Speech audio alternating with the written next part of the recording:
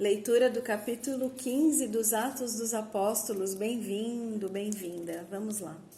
Enquanto Paulo e Barnabé estavam em Antioquia, chegaram os homens da Judéia e começaram a ensinar aos crentes que se eles não seguissem o antigo costume judaico da cerimônia da circuncisão, não poderiam ser salvos. Paulo e Barnabé debateram e discutiram isto com eles longamente, e por fim os crentes enviaram os dois a Jerusalém, acompanhados de alguns homens do lugar, para falar aos apóstolos e presbíteros de lá a respeito da questão. Então a igreja de Antioquia os enviou, e parando pelo caminho nas cidades da Fenícia e de Samaria para visitar os santos, contaram para a intensa alegria de todos que também os gentios estavam se convertendo. Ao chegar a Jerusalém, eles se encontraram com os líderes da igreja. Todos os apóstolos e presbíteros estavam presentes e Paulo e Barnabé contaram o que Deus estava fazendo por meio do trabalho deles. Foi então que alguns homens do partido dos fariseus que haviam crido colocaram-se em pé e disseram: é necessário que todos os gentios convertidos sejam circuncidados e obedeçam à lei de Moisés. Por isso os apóstolos e os presbíteros da igreja marcaram uma nova reunião para decidir a questão. Nessa reunião, depois de longa discussão, Pedro levantou-se e dirigiu-se a palavra a eles, dizendo o seguinte: irmãos, todos vocês sabem que Deus há muito tempo nos escolheu para pregar a boa-fé aos gentios, a fim de que eles também pudessem crer. Deus, que conhece os corações dos homens, confirmou o fato de que ele aceita também os que não são judeus ao dar a estes o Espírito Santo, tal como ele deu a nós. E não fez distinção entre nós e eles, porque purificou a vida deles por meio da fé, tal como fez com a nossa.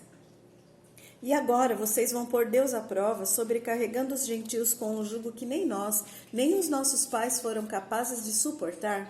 Vocês não creem que todos são salvos pela graça de nosso Senhor Jesus, tanto nós como eles?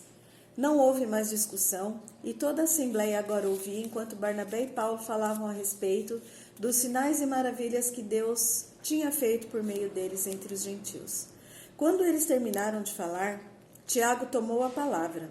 Irmãos, disse ele, ouçam-me. Simão falou a vocês a respeito da ocasião em que Deus primeiramente visitou os gentios, a fim de separar dentre as nações um povo para honrar o seu nome. E este fato da conversão destes povos concorda com o que os profetas predisseram. Depois disso voltarei e reconstruirei a tenda caída de Davi, que agora está em ruínas. Consertarei o que estiver quebrado e restaurarei as suas ruínas, para que também o restante dos homens busque o Senhor, e todos os gentios sobre os quais tem sido invocado o meu nome, diz o Senhor, que faz estas coisas. É isto que o Senhor diz, pois ele revela os seus planos feitos desde o princípio. Portanto, a minha opinião é que nós não devemos insistir que os gentios que se convertem a Deus devam obedecer às nossas leis judaicas. Devemos apenas escrever a eles para que deixem de comer carne sacrificada aos ídolos, deixem toda a imoralidade sexual e deixem também de comer carne de animais estrangulados sem sangrar. Porque se tem pregado contra estas coisas nas sinagogas judaicas, em cada cidade todos os sábados desde os tempos antigos. Então os apóstolos e os presbíteros e toda a igreja resolveram mandar representantes a Antioquia juntamente com Paulo e Barnabé para informar sobre tal decisão. Os homens escolhidos foram dois dos líderes da igreja, Judas e Silas. Esta foi a carta que eles levaram consigo. Os irmãos apóstolos e presbíteros aos seguidores de Cristo, gentios de Antioquia, da Síria e da Cilícia, saudações. Soubemos que alguns crentes daqui têm perturbado vocês e transtornado sua mente, porém eles não tinham tais instruções de nossa parte. Portanto, pareceu-nos sábio, de acordo com a nossa decisão geral, mandar a vocês estes dois representantes oficiais, juntamente com os nossos amados irmãos Barnabé e Paulo. Estes homens que têm arriscado a vida pela causa do nosso Senhor Jesus Cristo, confirmarão pessoalmente o que decidimos a respeito da pergunta de vocês. Portanto, estamos enviando Judas e Silas para confirmarem verbalmente o que estamos escrevendo, porque pareceu bem ao Espírito Santo e a nós não impor a vocês nada, além de se guardarem de usar comida oferecida aos ídolos, da carne de animais estrangulados sem sangrar e da imoralidade sexual. Se vocês fizerem isto, é o bastante. Saúde a todos. Os 4 mensageiros foram imediatamente para Antioquia, onde convocaram toda a igreja e entregaram a carta. Houve uma grande alegria em toda a igreja no dia em que a carta foi lida. Judas e Silas, que eram também profetas, encorajaram e fortaleceram a fé dos irmãos com muitas palavras.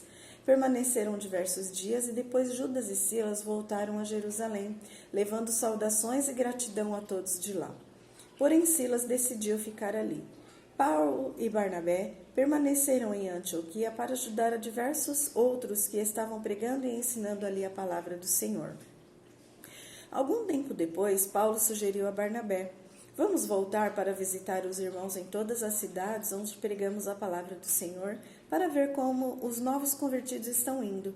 Barnabé concordou, mas queria levar João, chamado Marcos, com eles. Porém, Paulo não achava prudente levá-lo, porque João os tinha abandonado em Panfilha, não permanecendo com eles no trabalho. O desentendimento deles em torno disso foi tão sério que se separaram. Barnabé levou Marcos consigo e navegou para Chipre. Mas Paulo escolheu Silas e, com a graça do Senhor encomendada pelos irmãos, partiu para a Síria e a Cilícia a fim de animar as igrejas de lá.